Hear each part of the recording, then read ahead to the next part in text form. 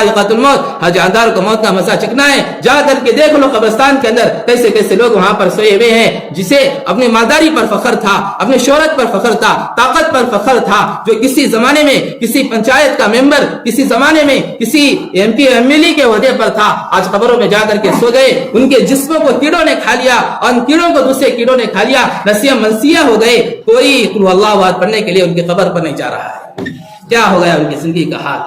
دنیا مختصر ہے، کب موت آئے گی کچھ معلوم نہیں ہے، آخرت کی زندگی ہے، ہمیشہ رہنے والی زندگی ہے۔ میرے بھائیوں، صرف 4 مہینے مانگا جا رہا ہے، 4 مہینے زندگی کا بہت بڑا حصہ نکل چکا ہے، صرف 4 مہینے مانگا جا رہا ہے کہ 4 مہینے اللہ کے راستے میں نکلو، بس 4 مہینے کی بات ہے، 4 مہینے اللہ کے راستے میں نکلو گے، دین سیکھو گے، دین پر عمل کرو گے، دین کو دوسروں تک پہنچاؤ گے، اپنی نمازوں کو صحیح کریں گے۔ یا ایھا الذین آمنوا قوا انفسکم واہلیکم نارا، اے ایمان والو تم مردو یاد رکھو کہ تمہیں ذمہ داری ہے، تمہاری اپنی ذمہ داری ہے کہ مجھے بھی جہنم کی آگ سے بچنا ہے اور اپنے بیوی بچوں کو بھی جہنم کی آگ سے بچنا ہے۔ اس کے لیے کیا کرنا ہے؟ اس کے لیے دین پر چلنا ہے، دین کو اپنی زندگی میں اتارنا ہے۔ اس کے لیے اللہ کے راستے میں جا کر آئیں گے، دین کو سیکھیں گے، دین کے پابند بنیں گے، دیندار بنیں گے، اپنے بیوی بچوں کو بھی دیندار بنائیں گے۔ صرف 4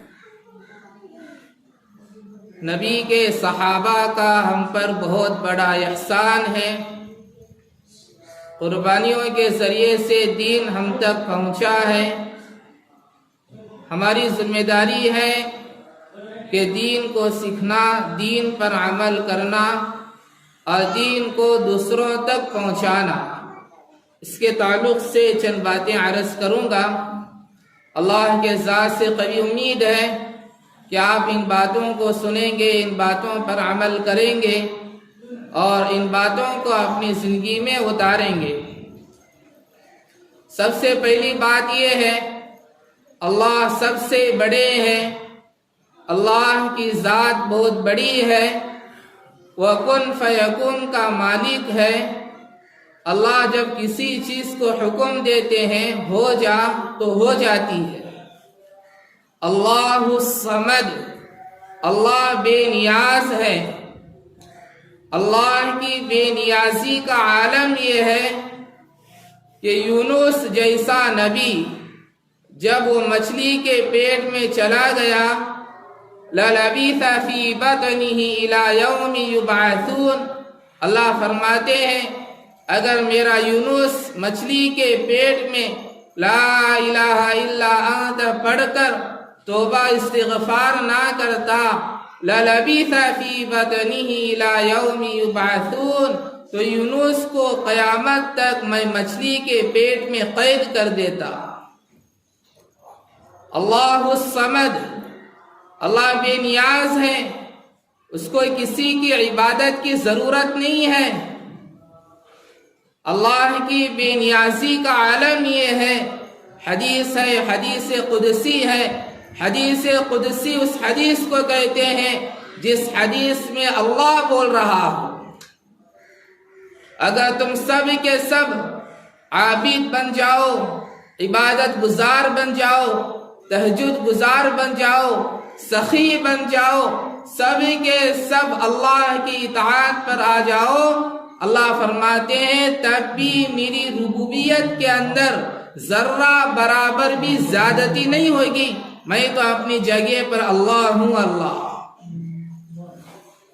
دوسری بات، تم سب کے سب نافرمان بن جاؤ، باغی بن جاؤ، فاجر بن جاؤ، فاسق بن جاؤ، گنہگار بن جاؤ، اللہ فرماتے ہیں تب بھی میری ربوبیت کے اندر ذرہ برابر بھی کمی نہیں ہوگی، میں تو اپنی جگہ پر اللہ ہوں۔ اللہ الصمد، اللہ بے نیاز ہے، اس کی بے نیازی کا عالم یہ ہے۔ حضرت عمر رضی اللہ عنہ امیر المومنین ہے، بہت بڑے درجے کے صحابی ہیں۔ قرآن میں 27 مقام ایسے ہیں جو عمر زمین پر بولے، اللہ نے عمر کے بول کو وحی بنا کر کے قرآن میں اتارا۔ حضرت عمر رضی اللہ عنہ اتنی بڑی شخصیت، جب نیزہ لگا، موت کے آخری وقت چل رہا ہے، ایک آدمی آ کر کے کہنے لگا حضرت عمر سے آپ بہت بڑے آدمی ہیں، امیر المومنین ہیں، آپ کے ذریعے سے بہت دین پھیلا ہے، عشرہ مبشرہ ہے، اللہ کے نبی نے تمہیں جنت کی بشارت سنا دی ہے، اتنے بڑے امیر المؤمنین ہیں۔ حضرت عمر کے آنکھوں میں آنسو آ جاتے ہیں۔ حضرت عمر فرماتے ہیں، بخاری شریف کی الفاظ ہیں، لا علی ولا علیہ، یہ جملہ ہماری کمر کو توڑ دیتا ہے۔ حضرت عمر فرماتے ہیں، میرے بھتیجے میری تعریف نہ کر، میرے بھتیجے میری تعریف نہ کر، کل قیامت کے دن اللہ رب العزت میرے نیکیوں کا بدلہ دے یا نہ دے اس سے کوئی پرواہ نہیں ہے، کم سے کم عمر کی پکڑ نہ کرے۔ اگر اللہ نے عمر کی پکڑ کر لیا تو پھر اس عمر کو بچانے والا کون ہوگا؟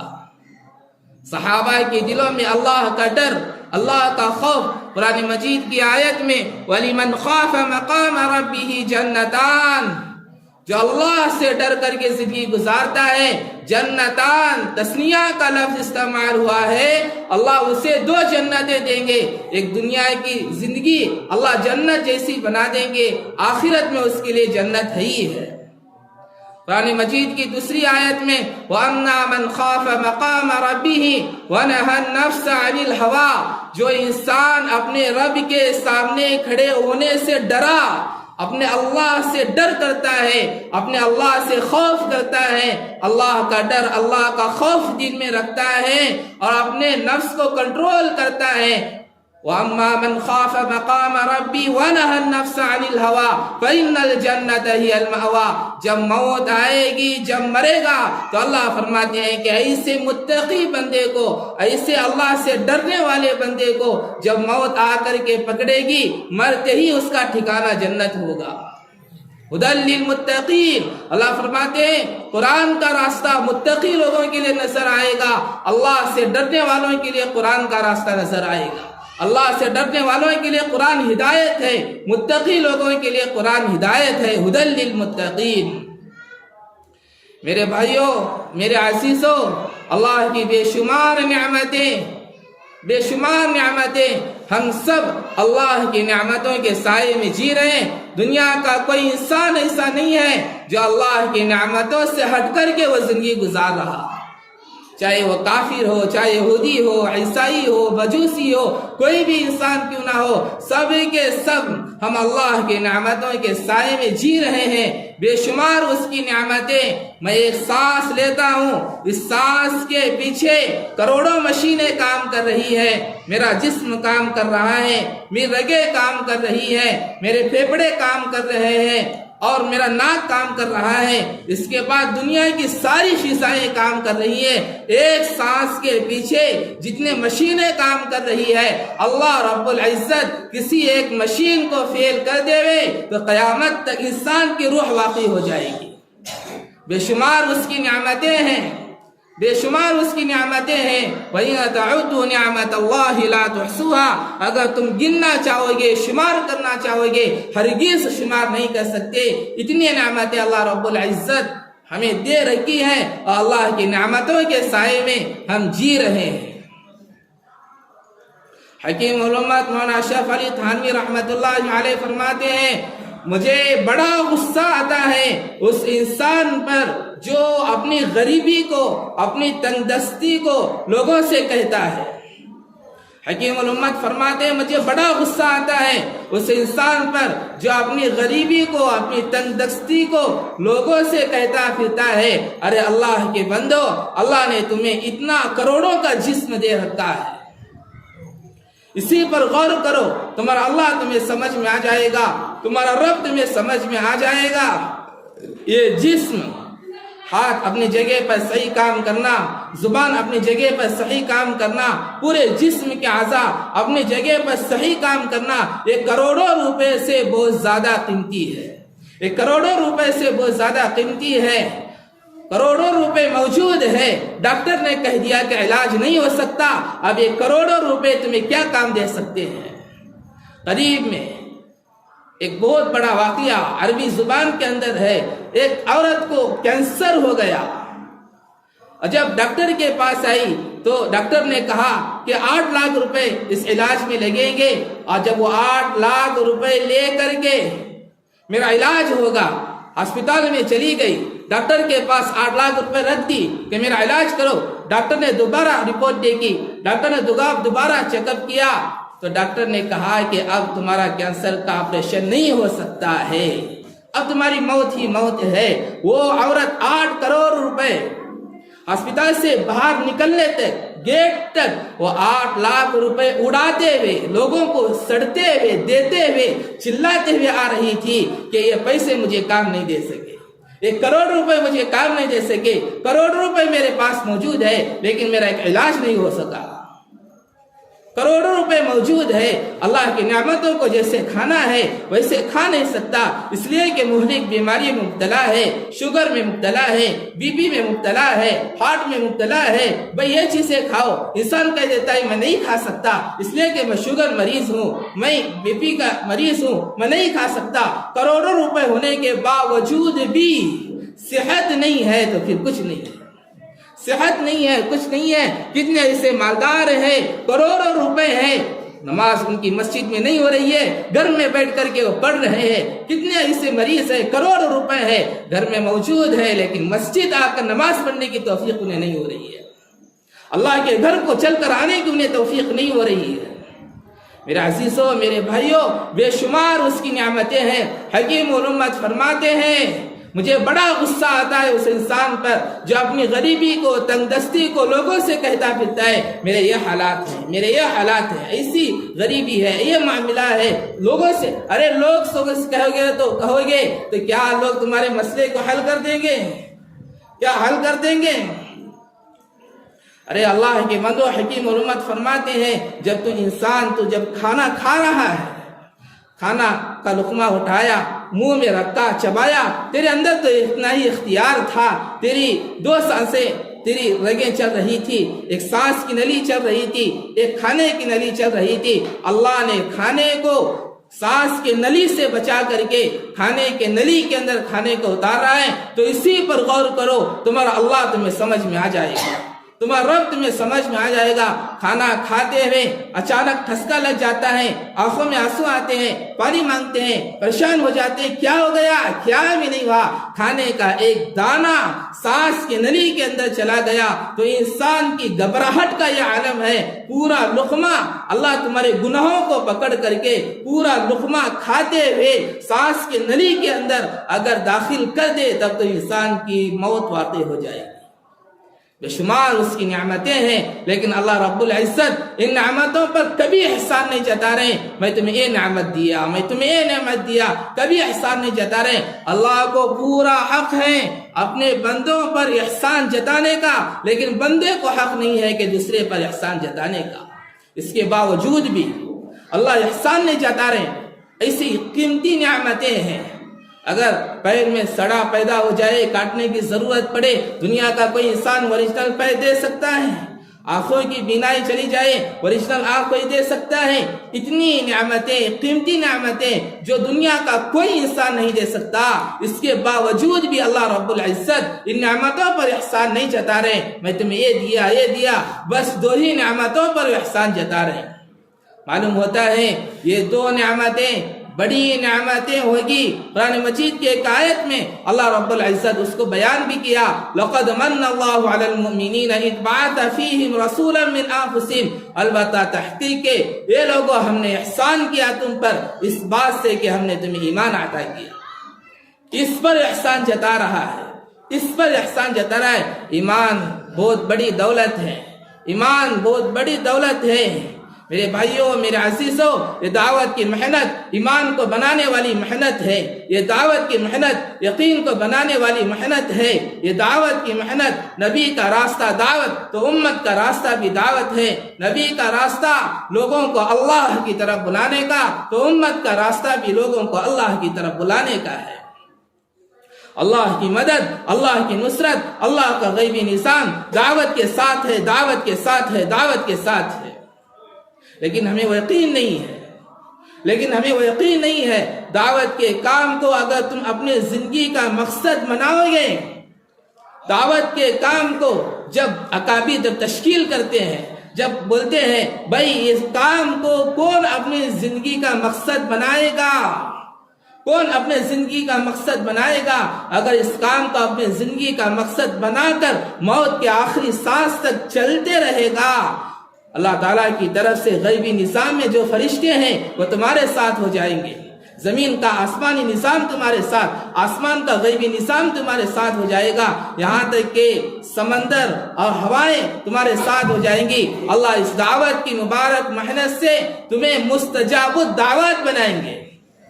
کیا مستجاب الدعوات؟ ہاتھ اٹھائیں، نیچے ہونے سے پہلے دعائیں قبول ہو جاتی ہے، اس کو کہتے ہیں مستجاب الدعوات۔ اللہ کے نبی کے مامو جان حضرت سعد بن ابی وقاص رضی اللہ عنہ مستجاب الدعوات صحابی تھے۔ ہاتھ اٹھائیں، نیچے ہونے سے پہلے اللہ عطا کریں گے، اسے کہتے ہیں مستجاب الدعوات۔ اللہ دعوت کی مبارک محنت سے مستجاب الدعوات بنائیں گے۔ اس کام کا مقصد ہی یہی ہے کہ میرے بھائیوں، کام کرتے کرتے، محنت کرتے کرتے ایمان کے ساتھ اللہ سے مل جانا یہ اصل چیز ہے۔ ایمان کے ساتھ اللہ سے مل جانا یہ اصل چیز ہے۔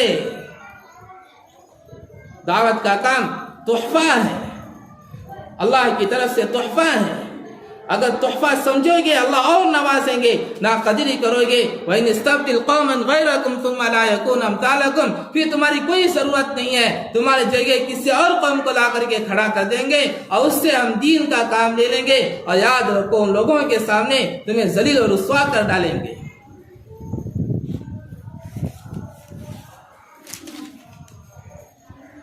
دین زندگی میں آنے کے لیے قربانی شرط ہے، قربانی کے بغیر دین زندگی میں نہیں آ سکتا ہے۔ صحابہ نے جو قربانیاں دی ہے اس سطح کی قربانی ہم نہیں دے سکتے، اس سطح کی قربانی ہم نہیں دے سکتے۔ صحابہ کا ہم پر بہت بڑا احسان ہے، صحابہ کی قربانیاں جن کے ذریعے سے دین ہم تک پہنچا ہے، جن کے ذریعے سے دین ہم تک پہنچا ہے۔ اللہ کے نبی صلی اللہ علیہ وسلم فرماتے ہیں لا تسبوا اصحابی، میرے صحابہ کو گالیاں نہ دو۔ اللہ کے نبی فرماتے ہیں اللہ فی اصحابی لا تتخذهم غرضا من بعدی ومن احبهم فبحبی احبهم ومن ابغضهم فببغضی ابغضهم وخیر القرون قرنی ثم الذین یلونهم ثم الذین یلونهم۔ اللہ کے نبی فرماتے ہیں اللہ سے ڈرنا، اللہ سے ڈرنا، میرے صحابہ کے بارے میں میرے صحابہ کو کچھ نہیں کہنا، اس لیے کہ انہوں نے تب قربانیاں دی ہے جب تمہاری قربانیوں کا کوئی نام و نشان نہیں تھا۔ اللہ کے نبی فرماتے ہیں اصحابی کا نجوم بِأَيِّهِمْ اقتدیتم اہتدیتم، میرے صحابہ ستاروں کے مانند ہے، جس کی بھی اتباع کرو گے منزل مقصود تک پہنچ جاؤ گے۔ وہ صحابہ جس سے اللہ راضی ہوا، رضی اللہ عنہم رضوا عنہ، وہ اللہ سے راضی ہو گئے۔ وہ صحابہ جن کے دلوں کا امتحان اللہ نے لیا ہے، اولئک الذین امتحن اللہ قلوبہم للتقوی، وہ صحابہ جن کے متعلق اللہ نے آیتوں کو اتارا، اولئک هم الصادقون، یہ سچے صحابہ ہیں، اولئک هم الفائزون، یہ کامیاب ہو گئے، اولئک هم المفلحون، یہ کامیابی تک پہنچ گئے۔ قربانیوں کے بعد دین زندگی میں آتا ہے، بغیر قربانی کے دین زندگی میں نہیں آ سکتا۔ بیر معونہ واقعہ ملتا ہے روایتوں کے اندر، فضائل اعمال میں آپ نے سنا ہوگا، وہاں کے کچھ رہنے والے لوگوں نے حضرت نبی اکرم صلی اللہ علیہ وسلم کے پاس آئے، آ کر کے کہنے لگے کچھ لوگوں کو ہمیں دے دو تاکہ وہ دین سکھائے، اسلام سکھائے، قرآن سکھائے، کچھ لوگوں ہمیں دے دو۔ اللہ کے نبی صلی اللہ علیہ وسلم نے ان کے کہنے پر 70 صحابہ کو روانہ کیا، 70 صحابہ کو ان کے ساتھ کر دیا۔ یہ 70 صحابہ کی پوری جماعت خالص دین سکھانے والی جماعت ہے۔ لوگ کہتے ہیں دعوت و تبلیغ میں اس جہاد کی روایتوں سے استدلال ہے، ہم یہ کہتے ہیں یہ صریح روایت ہے جو صرف دعوت و تبلیغ کی بنیاد پر جا رہی ہے۔ 70 صحابہ تبلیغ کی بنیاد پر دین سکھانے کے لیے جا رہے ہیں، اور ان 70 صحابہ کی جو صفت بخاری شریف میں بیان کی گئی ہے وہ یہ ہے سب کے سب صحابہ، یہ 70 صحابہ میرے بھائیوں حافظ قرآن تھے، قرآن مجید کے حافظ تھے۔ ان 70 صحابہ کی جو صفت بخاری شریف میں بیان کی گئی ہے وہ یہ ہے، یہ 70 صحابہ دین میں جنگلوں میں لکڑیاں کاٹ کر مدینے کے مارکیٹ میں بیچ کر حلال روزی کھانے والے تھے، اور رات میں مصلی پر کھڑے ہو کر اللہ سے مانگنے والے تھے۔ ان کی صفت بیان کی گئی ہے۔ اللہ کے نبی نے 70 صحابہ کو روانہ کر دیا، ایک خط لکھا جس کے اندر یہ لکھا ہوا تھا تمہارے کہنے پر، تمہارے مطالبے پر دین سیکھنے کے لیے ہم 70 صحابہ کو تمہارے ساتھ کر رہے ہیں۔ اللہ کے نبی نے اس جماعت کا امیر حضرت حرام ابن ملحان رضی اللہ عنہ کو بنائے اور خط دے کر کے بھیجا، اور جب بیر معونہ پہنچے اور جب خط عامر ابن طفیل جو وہاں کا بادشاہ ہے اسے دینا ہے، اسے پیش کرنا ہے، حضرت حرام ابن ملحان رضی اللہ عنہ جو امیر جماعت ہے سارے ساتھیوں سے کہا تم دور رہنا، میں اکیلا جا کر کے خط دے کر کے آتا ہوں، اگر ان سے میرا معاملہ سلجھ گیا تو تم پھر آ جانا، اگر تم ان کا میرا معاملہ الجھ گیا، کوئی دغا ہو گیا، دھوکہ ہو گیا، تو پھر اس صورت میں تم اپنی جانوں کی حفاظت کرنا۔ امیر جماعت حضرت حرام ابن ملحان رضی اللہ عنہ نبی کا وہ خط لے کر جب پہنچے بادشاہ کے پاس، بادشاہ نے خط کو لے کر پھاڑ دیا، ظالم نے یہاں پر نیزہ مارا، امیر جماعت حضرت حرام ابن ملحان رضی اللہ عنہ کو یہاں پر خون کا فوارہ اڑا۔ بخاری شریف کی صحیح ترین روایت ہے، حضرت حرام ابن ملحان رضی اللہ عنہ نے ایسے پکڑا، خون یہاں پر گرا، ایسے پکڑا اور اپنے چہرے پر ملتے ہوئے کہنے لگے فزت رب الکعبہ، رب کعبہ کی قسم میں کامیاب ہو گیا، رب کعبہ کی قسم میں کامیاب ہو گیا۔ میرے بھائیوں، میں پوچھنا چاہتا ہوں کیا ویسا ہمارا ایمان ہے؟ ویسا ہمارا ایمان ہے؟ کسی ادنا صحابی کے ایمان کے برابر ہمارے لاکھوں کا ایمان مقابلہ نہیں کر سکتا ہے۔ اور جب اس 70 کے 70 جماعت قرہ حفاظ کرام صحابہ کی جماعت جب شہید ہو گئی، صرف 2 آدمی بچے ہوئے تھے، صرف 2 آدمی۔ ان شہیدوں انہوں نے شہادت سے پہلے، موت سے پہلے انہوں نے جو جملہ کہا ہے اللہ کو اتنا پسند آیا، اللہ نے ان شہیدوں کا جملہ قرآن میں آیت بنا کر کے اتارا، وہی بنا کر کے اتارا، اور ایک زمانے تک اس آیت کو قرآن میں پڑھا گیا، بعد میں وہ آیت منسوخ ہو گئی۔ وہ کیا جملہ تھا؟ کہنے لگے بلغوا عنا قومنا، بلغوا عنا قومنا انا لقد لقینا ربنا فرضی عنا وارزانا۔ وہ صحابہ کہنے لگے بلغوا عنا قومنا، اے فرشتوں تم یہاں پر موجود ہو، ہماری قوم کو اطلاع کر دو، ہمارے نبی کو خبر کر دو، ہماری بات مدینہ شریف میں پہنچا دو، انا لقد لقینا ربنا، ہم اپنے اللہ سے جا ملے، فرضی عنا وارزانا، اس حالت میں ملے کہ اللہ ہم سے راضی ہے، ہم سے راضی ہے۔ ویسے صحابہ تھے، موت کے وقت ان کے کیا کلمات تھے۔ جب اللہ کے نبی کو اس کی اطلاع ملی، اللہ کے نبی کو بہت درد ہوا کہ انہوں نے ہمارے ساتھ دھوکہ کیا ہے۔ 1 مہینے تک اللہ کے نبی نے فجر کی نماز میں قنوت نازلہ پڑھی، حضرت حرام ابن ملحان اور ان کے ساتھیوں کو مارنے والوں کے لیے بد دعا فرمائی۔ یہ سب سے پہلے قنوت نازلہ تھی جو اللہ کے نبی نے فجر کی نماز میں پڑھی۔ نتیجہ یہ نکلا عامر ابن طفیل بدبخت ایک دمل نکل آیا، تعاون جسے کہتے ہیں، کوئی اسے سامنے رکھنا نہیں چاہتا تھا، گھر والے نکال دے، گلی والے نکال دے، گاؤں والے نکال دے، گاؤں سے باہر کر دیا۔ اور موت کی خبر تب معلوم ہوئی جب مر کر کے کئی دن جب باس آنے لگی، بدبو آنے لگی، تب لوگوں کو معلوم ہوا کہ موت ہو گئی ہے۔ لوگوں نے آ کر کے کھڈا نکالا، لکڑیوں کے ذریعے سے اسے نیچے ڈال دیا، کوئی ٹچ کر نہیں کیا۔ یہ اثر ہے محمد رسول اللہ صلی اللہ علیہ وسلم کے قنوت نازلہ۔ صحابہ کی جو قربانیاں ہیں دین کے خاطر، اس درجے کی ہم قربانی نہیں دے سکتے۔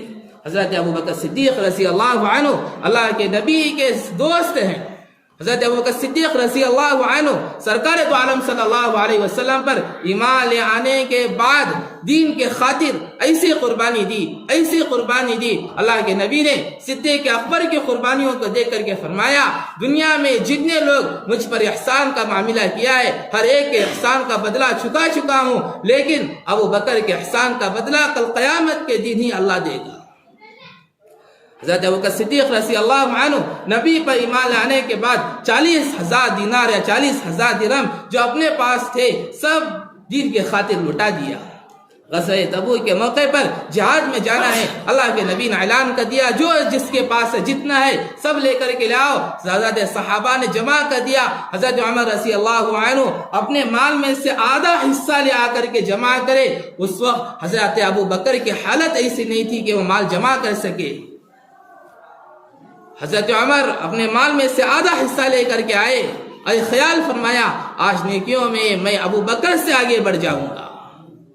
جب مال جمع ہو گیا اللہ کے نبی نے یہ نہیں پوچھا عمر کتنا لے کر کے آئے ہو، ابو بکر کتنا لے کر کے آئے ہو، یہ نہیں پوچھا۔ اللہ کے نبی نے پوچھا عمر کتنا چھوڑ کر کے آئے ہو، کتنا چھوڑ کر کے آئے ہو۔ حضرت عمر نے فرمایا اللہ کے نبی آدھا لے کر آیا ہوں، آدھا چھوڑ کر کے آیا ہوں۔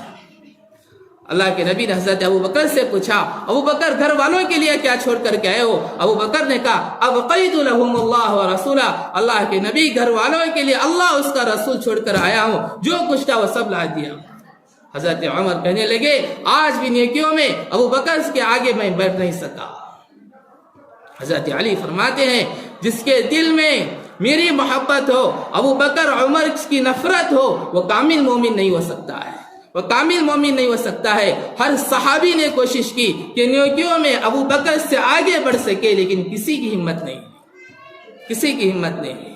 حضرت ابو بکر حضرت عمر رضی اللہ عنہ کے آپس میں کچھ اختلاف جھگڑا ہو گیا۔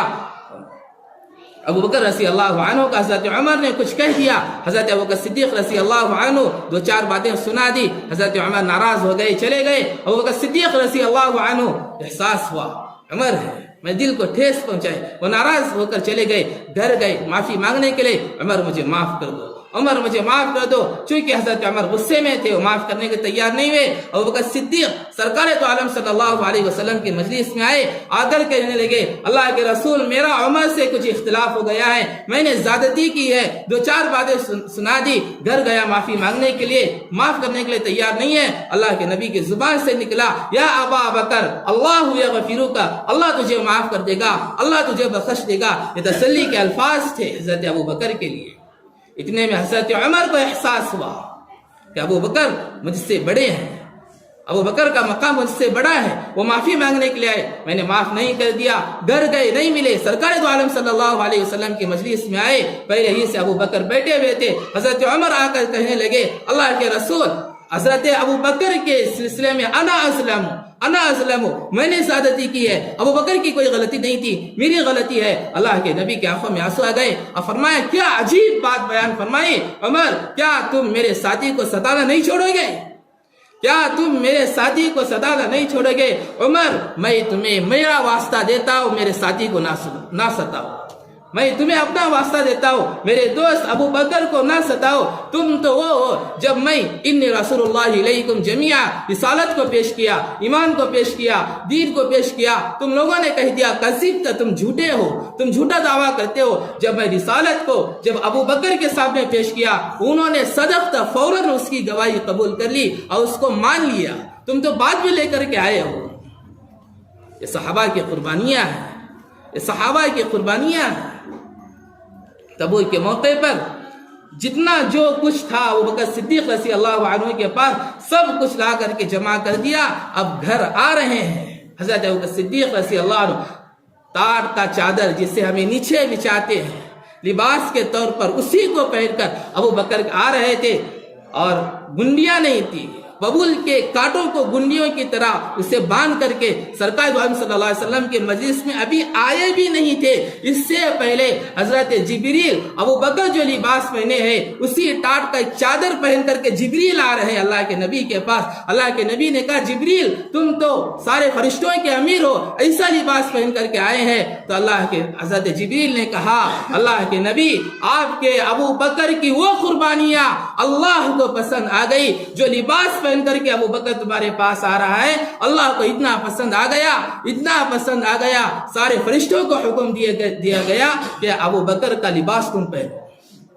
آسمانی فرشتے بھی ابو بکر رضی اللہ عنہ کا لباس اپنے جسم پہنے۔ میرے بھائیوں کتنی قربانیاں ہوگی دین کے خاطر، کتنی قربانیاں ہوگی دین کے خاطر۔ حضرت معاذ بن جبل رضی اللہ عنہ وہ صحابی ہے جسے اللہ کے نبی نے کہا نا احبک یا معاذ، یہ معاذ مجھے آج سے بڑی محبت ہے۔ اللہ کے نبی مسجد نبی میں بیٹھے ہوئے ہیں، अकाइना मास का नजर नहीं आते, मास का नजर नहीं आते।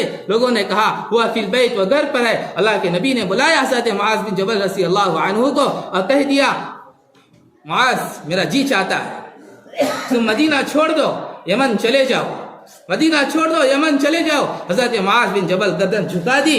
अल्लाह के नबी समझ गए कि मुआज़ जाना नहीं चाहते। दूसरी मर्तबा बुलाया तब भी कह दिया तो मेरा जी चाहता है कि मदीना छोड़ दो और यमन चले जाओ। हज़रत मुआज़ बिन जबल रज़ी अल्लाह अन्हु गर्दन झुका दी। अल्लाह के नबी समझ गए कि अब मुआज़ जाना नहीं चाहते हैं। तीसरी मर्तबा बुलाए और कहा, मुआज़ मेरा हुक्म है मदीना छोड़ो और यमन चले जाओ, मेरा हुक्म है। हज़रत मुआज़ बिन जबल रज़ी अल्लाह जैसे हुक्म को सुनते ही फौरन गए। अल्लाह के रास्ते में निकलने की जो तैयारी हो सकती है वो पूरी तैयारी करके ऊंट पर बैठ करके अल्लाह के नबी की खिदमत में हाजिर है। कहने लगा, लब्बैक या रसूलल्लाह, मैं आपकी खिदमत में हाजिर हूँ। अल्लाह के नबी ने फरमाया, मुआज़ क्या बात है, 2 मरतबा मैंने कहा, गर्दन झुका दी, मैं समझ गया जाना नहीं चाहते। तीसरी मरतबा मैंने कहा आप फौरन बहुत जल्दी तैयार होकर के आ जाए, तो क्या बात है। हज़रत मुआज़ बिन जबल रज़ी अल्लाह अन्हु कहने लगे, अल्लाह के नबी 2 मरतबा आपने कहा है मेरा जी चाहता है, इख्तियार था, आपका हुक्म नहीं था। उस वक्त भी मेरा जी नहीं चाह रहा था कि मदीना छोड़ करके चले जाऊं, आपको छोड़ करके चले जाऊं। अल्लाह के नबी जब तीसरी मरतबा आपने कहा मेरा हुक्म है, अब हुक्म मानना ही पड़ेगा, मैं फौरन जा करके तैयारी होकर के आया हूं। अगर मैं आपके हुक्म को तोड़ देता, कल क़यामत के दिन अगर अल्लाह मुझसे कह देता मुआज़ क्यों हुक्म तोड़ा है, तो फिर इस मुआज़ को बचाने वाला कौन होगा, इस मुआज़ को बचाने वाला कौन होगा। अल्लाह के नबी की आंखों में आंसू भर आए। कहने लगे, मुआज़ मेरा दिल भी रोता है तुझे यमन बचते हुए, मेरा दिल भी रोता है तुझे यमन बचते हुए। मुआज़ ये मेरा हुक्म नहीं है, ये अल्लाह का हुक्म है। कैसे सहाबा थे जिनका नाम अल्लाह लेता है, कैसे सहाबा थे जिनका नाम अल्लाह आसमानों पर लेते हैं। हज़रत अब्दुल्लाह बिन मसूद रज़ी अल्लाह अन्हु बहुत बड़े दर्जे के सहाबी हैं, इस उम्मत के मुफ्ती आज़म है, मुफ्ती आज़म है। अल्लाह के नबी को हुक्म हुआ कि जाकर अब्दुल्लाह इब्न मसूद से कुरान सुनो। अल्लाह के नबी सहाबी के पास आए, कहने लगे कि कुरान सुनाओ। अब्दुल्लाह इब्न मसूद कहते हैं कुरान आप पर उतरा है, मैं आपको कुरान सुनाऊं। अल्लाह के नबी ने कहा, जी हाँ अल्लाह का हुक्म है। हज़रत अब्दुल्लाह बिन मसूद खुशी में कहने लगे, अल्लाह सम्मानी, कि अल्लाह ने आसमानों पर मेरा नाम लेकर के कहा है। अल्लाह के नबी ने कहा, अब्दुल्लाह बिन मसूद जमीन पर कोई तेरा नाम ले या ना ले, रोजाना अल्लाह आसमानों पर तेरा नाम लेता है। कैसे सहाबा थे, कैसे उन्होंने अपनी जिंदगी को बनाया था। अल्लाह के नबी सल्लल्लाहु अलैहि वसल्लम हज़रत मुआज़ को जब रवाना कर रहे हैं, क्या हालत थी। हज़रत मुआज़ बिन जबल ऊंट पर हैं, अल्लाह के नबी सल्लल्लाहु अलैहि वसल्लम ऊंट की रस्सी पकड़ते मदीने के बाहर तक छोड़कर आ रहे हैं और बहुत सारी नसीहतें की और कहने लगे, मुआज़ देखो यमन जाना, वहाँ के लोगों को दीन समझाना, ईमान समझाना, जब वो ईमान कबूल कर लिए तो नमाज की दावत देना, जब नमाज पढ़ने लगे उनसे ज़कात वसूल करना और किसी पर जुल्म नहीं करना, इसलिए कि मजलूम की बददुआ अल्लाह के अर्श को हिला देती है। बहुत सारी नसीहतें करते चले गए। आखिर में एक नसीहत फरमाई, मुआज़ याद रखो जब तुम दोबारा मदीना आओगे तो तुम्हें अपने नबी का चेहरा देखना नसीब नहीं होगा। हज़रत मुआज़ बिन जबल की आंखों में आंसू आ गए। हज़रत मुहद्दिसीन फरमाते रोना किस बुनियाद पर, रोना किस बुनियाद पर। मुहद्दिसीन फरमाते हज़रत मुआज़ बिन जबल रज़ी अल्लाह अन्हु का रोना इस बुनियाद पर था कि मुझे दोबारा अपने नबी का चेहरा देखना नसीब नहीं होगा। चुनांचे सही हुआ, हज़रत मुआज़ बिन जबल चले गए, अल्लाह के नबी का इंतकाल हो गया। दोबारा हज़रत मुआज़ बिन जबल रज़ी अल्लाह अन्हु मदीना आए, अपने नबी को तलाश किया, नहीं पाया। बिलाखिर मालूम हो गया कि नबी का इंतकाल हो चुका है। नबी के कब्र पर खड़े हो गए और रोने लगे, ज़ारो क़तार रोने लगे, अपने आप को कंट्रोल नहीं कर पा रहे थे। हज़रत अबू बकर सिद्दीक़ रज़ी अल्लाह अन्हु पीछे से आए, हाथ मारा और फरमाया, या मुआज़ क़द मात वलाकिन्न अद-दीन क़द हय्युन, क़द मात मुहम्मदुन वलाकिन्न अद-दीन क़द हय्युन। मुआज़ हर एक को दुनिया से जाना है, नबियों को भी मौत है, नबी को भी मौत आ गई है, ये भी दुनिया से चले गए, लेकिन नबी जो दीन लेकर आए हैं उस दीन पर हमें खड़े रहना है, उस दीन को दूसरों तक पहुंचाना है, उस दीन की इशाअत करना है, यह हमारे जिंदगी का मकसद है। तो मेरे भाइयों, सहाबा ने कैसे कुर्बानियां दी है, सहाबा ने कैसे कुर्बानियां दी है। उस सतह की कुर्बानी हम नहीं दे सकते, उस सतह की कुर्बानी हम नहीं दे सकते। सहाबा ने जो कुर्बानियां दी है उस सतह की कुर्बानी हम नहीं दे सकते। मेरे भाइयों, आपसे पूरी जिंदगी का सवाल नहीं कर रहे हैं, आपसे पूरी जिंदगी की तश्कील नहीं की जा रही है, आपसे ये नहीं कहा जा रहा है کہ بھی بچوں کو چھوڑو، گھر بار کو چھوڑو، گاؤں کو چھوڑو، دکان کو چھوڑو، کاروبار کو چھوڑو، کمپنی کو چھوڑو، سب کچھ چھوڑ کر کے اللہ کے راستے میں نکل جاؤ پوری زندگی۔ ایسا نہیں کہا جا رہا ہے پوری زندگی کی تشکیل نہیں ہو رہی ہے، زندگی کی پہلی فرصت میں 4 مہینے کی تشکیل ہو رہی ہے۔ 4 مہینے کا وقت مانگا جا رہا ہے، صرف 4 مہینے کا وقت۔ زندگی کا ایک بہت بڑا حصہ نکل گیا، زندگی کا ایک بہت بڑا حصہ نکل گیا۔ موت کب آئے گی کسی کو بھی معلوم نہیں ہے۔ کل من علیہا فان ویبقى وجہ ربک ذو الجلال والاکرام، ہر ایک کو فنا ہے، ہر ایک کو دنیا سے جانا ہے، کوئی ذات باقی نہیں رہ سکتی ہے۔ اگر کوئی ذات باقی رہ سکتی ہے تو صرف اللہ کی ذات ہے، وہ صرف اللہ کی ذات ہے۔ کل نفس ذائقۃ الموت، ہر جاندار کو موت کا مزہ چکھنا ہے۔ جا کر کے دیکھ لو قبرستان کے اندر کیسے کیسے لوگ وہاں پر سوئے ہوئے ہیں، جسے اپنی مالداری پر فخر تھا، اپنی شہرت پر فخر تھا، طاقت پر فخر تھا، جو کسی زمانے میں کسی پنچایت کا ممبر، کسی زمانے میں کسی M P M L A کے عہدے پر تھا، آج قبروں میں جا کر کے سو گئے۔ ان کے جسموں کو کیڑوں نے کھا لیا اور ان کیڑوں کو دوسرے کیڑوں نے کھا لیا، نسیہ منسیہ ہو گئے۔ کوئی قل هو اللہ احد پڑھنے کے لیے ان کی قبر پر نہیں جا رہا ہے۔ کیا ہو گیا ان کی زندگی کا حال؟ دنیا مختصر ہے، کب موت آئے گی کچھ معلوم نہیں ہے۔ آخرت کی زندگی ہے، ہمیشہ رہنے والی زندگی ہے۔ میرے بھائیوں، صرف 4 مہینے مانگا جا رہا ہے، 4 مہینے، زندگی کا بہت بڑا حصہ نکل چکا ہے، صرف 4 مہینے مانگا جا رہا ہے کہ 4 مہینے اللہ کے راستے میں نکلو۔ بہت سارے لوگوں نے ارادہ بھی کیا، عزم کیا، ہم 4 مہینے اللہ کے راستے میں نکلیں گے، اور حالات بھی اچھے تھے، سب کچھ اچھے تھے، لیکن نہ کر سکے، بہانہ بتائے۔ حال یہ ہوا کہ خدا کا کرنا ایسا ہوا، بغیر 4 مہینے لگائے قبرستانوں میں جا کر سو گئے، بغیر 4 مہینے لگائے۔ خدا کا کرنا ایسا ہوگا، ملک بیماری میں مبتلا ہو گئے، ہاسپٹلوں میں 1 سال گزار رہے ہیں، ہاسپٹلوں میں 2 سال گزار رہے ہیں، پوری بیماری کی زندگی گزار رہے ہیں، کیوں؟ اللہ کے راستے میں نہ نصیب کرے۔ کہ جو اعضاء ہے اس کی قدردانی یہ ہے کہ 4 مہینے اللہ کے راستے میں لگاؤ، 4 مہینے نکلو، بس 4 مہینے کی بات ہے۔ 4 مہینے اللہ کے راستے میں نکلو گے، دین سیکھو گے، دین پر عمل کرو گے، دین کو دوسروں تک پہنچاؤ گے، اپنی نمازوں کو صحیح کریں گے۔ یا ایھا الذین آمنوا قوا انفسکم واہلیکم نارا، اے ایمان والو تم مردو یاد رکھو کہ تمہیں ذمہ داری ہے، تمہاری اپنی ذمہ داری ہے کہ مجھے بھی جہنم کی آگ سے بچنا ہے اور اپنے بیوی بچوں کو بھی جہنم کی آگ سے بچنا ہے۔ اس کے لیے کیا کرنا ہے؟ اس کے لیے دین پر چلنا ہے، دین کو اپنی زندگی میں اتارنا ہے۔ اس کے لیے اللہ کے راستے میں جا کر آئیں گے، دین کو سیکھیں گے، دین کے پابند بنیں گے، دیندار بنیں گے، اپنے بیوی بچوں کو بھی دیندار بنائیں گے۔ صرف 4 مہینے کہا جا رہا ہے۔ 3 ضلع کا اجتماع امرگول کے اندر 2 دن کا اجتماع ہونے جا رہا ہے، کل سے 2 دن کا اجتماع۔ میرے بھائیوں، اس پورا مجمع ارادہ کرے گا کہ ہم اجتماع میں پہنچیں گے اور پہنچ کر کے اجتماع سے 4 مہینے اللہ کے راستے میں لگائیں گے بھائی۔ دوسری بات یہ ہے، یہ پورا مجمع جمعہ کی نماز کے بعد آپ اپنے ساتھیوں کو لے کر کے دعوت چلا کر کے عصر کے اندر مرکز میں پہنچ جائے۔ مغرب کے بعد یا بعد بھی ہوگی کہ اللہ کے اجتماع میں جا رہے ہیں، 2 دن کی قربانی ہے۔ اب اجتماع میں کیسے وقت گزارنا ہے، اجتماع میں کیسے رہنا ہے، کیا فکریں ہونا ہے اور کیا فکروں کو لے کر کے آنا ہے۔ اجتماع جا کر کے پھر شاپنگ نہیں ہے، اجتماع کوئی بازار کی زینت بننا نہیں ہے، کیسے وہاں وقت گزارنا ہے، اس کے متعلق مغرب کے بعد بات بھی ہوگی۔ یہ پوری چیزیں ہمیں معلوم ہوں گے، صحیح وقت اجتماع میں گزار سکیں گے، صحیح وقت اجتماع میں گزار سکیں گے۔ حضرت جلاس رحمۃ اللہ علیہ فرماتے ہیں، بھائیو ہمارا اجتماع جو ہے وہ جو ہے بیانات کا نام اجتماع نہیں ہے، کھانے کے پنڈال کا نام اجتماع نہیں ہے، زونوں کا نام اجتماع نہیں ہے، اور مارکیٹ کا نام اجتماع نہیں ہے، مجمع جوڑنے کا نام اجتماع نہیں ہے۔ ہمارا اجتماع تو لوگوں کو اللہ سے جوڑنے کا نام اجتماع ہے، بندوں کو اللہ سے جوڑنے کا نام اجتماع ہے۔ اس لیے آئیں گے، مغرب میں بات سنیں گے کہ کیسے اللہ اجتماع میں وقت گزارنا ہے، اجتماع جو ہے وہاں پر کیسے فکریں ہونا ہے، کیسے تعلیم کے حلقوں میں بیٹھنا، تجوید کے حلقوں میں بیٹھنا، 6 صفات ہے، تشکیلی حلقوں میں کام کرنا، ایک بہت بڑی ذمہ داری ہے۔ اس ذمہ داری کو نبھانا ہے، کیسے نبھانا، اس کے متعلق مغرب کے بعد آپ حضرات کے سامنے بات آئے گی۔ اور دوسری بات یہ ہے کہ بھائیو، پہلی فکر یہ کریں یہاں سے جاتے ہوئے کہ ہم اجتماع سے 4 مہینے نکلیں گے۔ پہلی ہماری فکر کیا ہو، یہاں سے 4 مہینے اجتماع سے نکلیں گے، یہ ہماری فکر ہو۔ 4 مہینے اللہ کے راستے میں نکلیں گے۔ میرے بھائیو، 4 مہینے اللہ کے راستے میں جا کر کے جتنا قربانیاں دیے ہیں، جتنا مجاہدہ کیے ہیں، اور آپ کے ذریعے سے کتنے لوگ دین پر آئے ہیں، یہ پورا کا پورا ثواب صرف تمہیں نہیں بلکہ تمہارے بیوی بچوں کو بھی اللہ دیں گے، تمہارے بیوی بچوں کو بھی اللہ دیں گے، اس لیے کہ تمہارے 4 مہینے نکلنے پر تمہاری بیوی کی بھی اس کی قربانیاں ہیں، تمہارے 4 مہینے نکلنے پر تمہارے بچوں کی بھی اس کی قربانیاں ہیں، تو اس پر 4 مہینے کا ثواب بھی اللہ تمہاری بیوی بچوں کو بھی دیں گے۔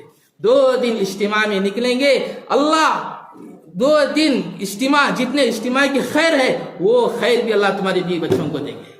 اتنا بڑا ثواب 2 دن قربانی دے کر کے گھر پہنچیں گے، وہ پوری ثواب جو ہے اللہ رب العزت تمہیں دیں گے۔ میرے بھائیوں، یہ ایسی ہی بات میں نہیں کہہ رہا ہوں، یہ بات اپنی طرف سے نہیں ہے، بڑی بات حضرت اسماء رضی اللہ عنہ اللہ کے نبی کے پاس آئی، آ کر کے کہنے لگی اللہ کے رسول، نیکیوں میں مرد حضرات سب سے آگے رہتے ہیں، مرد حضرات سب سے آگے رہتے ہیں، جہاد میں جاتے ہیں، اللہ کے راستے میں نکلتے ہیں، جمعہ کے بارہ سنتے ہیں، سب کرتے ہیں، لیکن ہم کچھ نہیں کر سکتی ہے۔ اللہ کے نبی نے کہا آسماں سن، جب تیرا شوہر دین کے کام میں رہے گا، جب تیرا شوہر اللہ کے راستے میں نکلے گا، جب تیرا شوہر اللہ کے دین کی مجلسوں میں بیٹھے گا، یہ بیٹھنے پر بھی اللہ یہ ثواب جو ہے مفت میں تمہیں بھی عطا کریں گے، تم عورتوں کو بھی عطا کریں گے۔ 2 دن قربانی دے کر کے اجتماع میں پہنچیں گے، یہ سب اجتماع کی خیر جتنی ہے اللہ رب العزت تمہاری بیوی بچوں کو بھی عطا کریں گے۔ میرے بھائیوں، اجتماع کی پیچھے بڑی محنت لگی ہے، اجتماع کے پیچھے بڑی محنت لگی ہے۔ کتنے جماعتیں اللہ کے راستے میں گئی اور جا کر کے اذان نماز نہیں ہے، اذان نماز شروع ہو گئی، اور کتنے لوگوں کو اللہ سے قریب کیا۔ اجتماع کے پیچھے چھوٹے بچوں کی بھی محنت ہے، بڑوں کی بھی محنت ہے، بچیوں کی بھی محنت ہے، مستورات کی بھی محنت ہے۔ اجتماع سے پہلے اجتماع کے عنوان پر کتنے مستورات اللہ کے راستے میں گئی ہوگی، 3 دن چلہ عشرات کتنے اللہ کے راستے میں نکل کر کے دین کو سیکھ کر کے آئی ہوگی، تربیت یافتہ ہو کر کے آئی ہوگی۔ میرے عزیزوں، اس اجتماع کے پیچھے بڑی محنت ہے، بڑی محنت ہے۔ ہمارے کئی علاقوں کے اندر کارگزاری ایسے ملتی ہے کہ مسلسل اللہ کی بدنیاں ایسی بھی ہے کہ اجتماع کے خاطر انہوں نے روزے بھی رکھے ہیں، اجتماع کی قبولیت کے لیے یہاں کی بھی عورتیں روزے رکھی ہوگی۔ بلکہ میں آنکھوں سے دیکھا ہوں کہ ہمارے مکتب کے 4-5 بچے، میں 2-3 دن سے روزے سے میں نے پوچھا بھائی کس چیز کا روزہ، کس چیز کا روزہ؟ معصوم بچوں کی زبان سے تھا کہ اجتماع کی قبولیت کے لیے ہم نے روزہ رکھے، اجتماع کی قبولیت کے لیے روزہ رکھے۔ اس لیے